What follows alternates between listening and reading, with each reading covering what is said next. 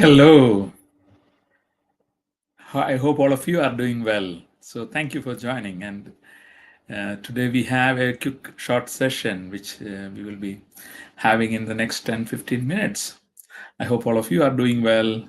And today's session, which we are discussing or learning together, is 5 whys technique. It is a very simple technique which can be applied in our individual and organizational life. Yeah, so friends, so in case you have any thoughts, any questions, feel free to utilize the chat so that I can just review and probably give my thoughts or share some informative uh, resources in case you like to know further about this technique. It is a very simple technique um, introduced by the founder of Toyota, and his name is Sakichi Toyoda, the Japanese industrialist and inventor. So this technique was applied and practiced in Toyota even now. And again, one of the key philosophy of this approach is go and see. Quite often we know in our organizations, we are all quite busy and quite often we miss many what we call challenges which we face in the organization. So what can we do? So that is where 5 why techniques may be of uh, help. And as we have seen, the go-see philosophy, that means decision making is based on in-depth understanding of what is actually happening on the floor. It can be a shop floor. Imagine if it is an office, in the office, and instead of people assuming this is what is going wrong, so there is a real person going visiting. Quite often we have to also ask and reflect ourselves.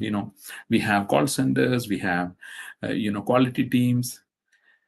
Quite often we work on that, but imagine that when decision makers are attending the call, decision makers are for example, the other day I just saw that Talabat CEO is taking a bike to see what are the challenges faced by the riders of Talabat. Especially this is a brand in the Middle East. So that is a good example of how these 5 why techniques can be used. And the reason is, quite often most effective answers come from people who have hands-on experience of the process or problem. And there is something which I just want to add. Sometimes the organizational power dynamics make it difficult for people to share that information. So where are we in that process? So this is again, as I mentioned, to go and see philosophy. And very simple, the 5 whys technique is, as I mentioned, hands-on experience, the people who are involved in. Now, one aspect which I just want to highlight is, in the case of 5 whys, is it acts on countermeasures rather than solutions. Sometimes we say, okay, there is a problem, then what is the solution? And sometimes there are situations in which the solution, many of the organizational challenges are complex. One simple solution may not be a quick fix for many other things. So countermeasures. And what is a countermeasure? It is an action or set of action that seek to prevent the problem from arising again. Quick fixes are sometimes what many organizations go for, but understanding the root cause will altogether eliminate the issue at hand. So this is a simple model which we can apply. So here is a situation of 5 whys from a restaurant perspective. The customers are mad, maybe because of waiting time in the restaurant, or people are queuing outside.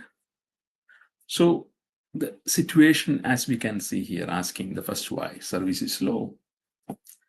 Second, why is leading to the next aspect. Okay, service is slow. Why? food orders are late. And now the next question, why? Chef is in cooking. Why? He's busy washing dishes. Why? We ran out of plate.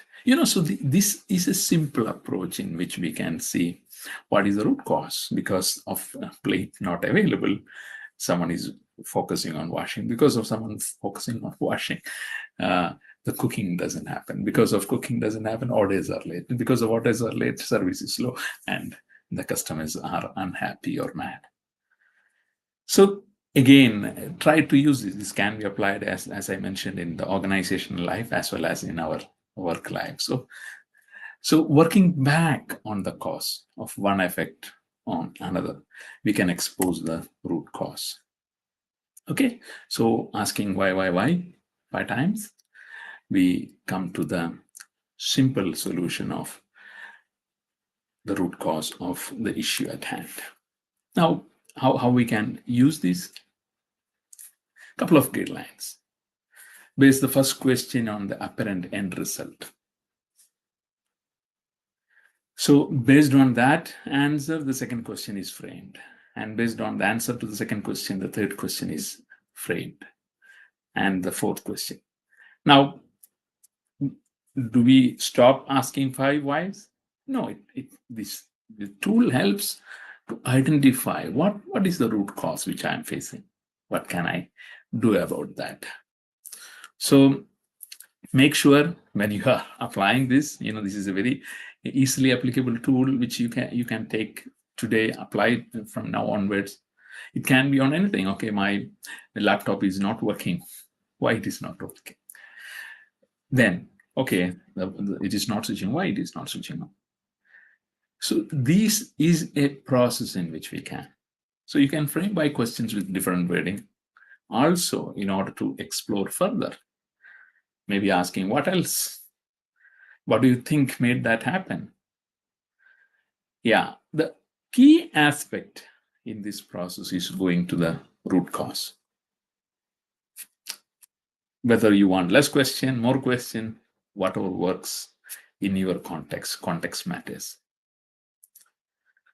Yeah, and again, even if, as we know, sometimes we know what it is, but still exploring it with the team, make it helpful. You may get new insights. It may lead to something better. So that's for today's Learning Together session. I hope you found it useful and meaningful, which can be applied in your line of work. So thank you once again for joining, for your support, and see you with another topic next time, tomorrow. Until then, stay safe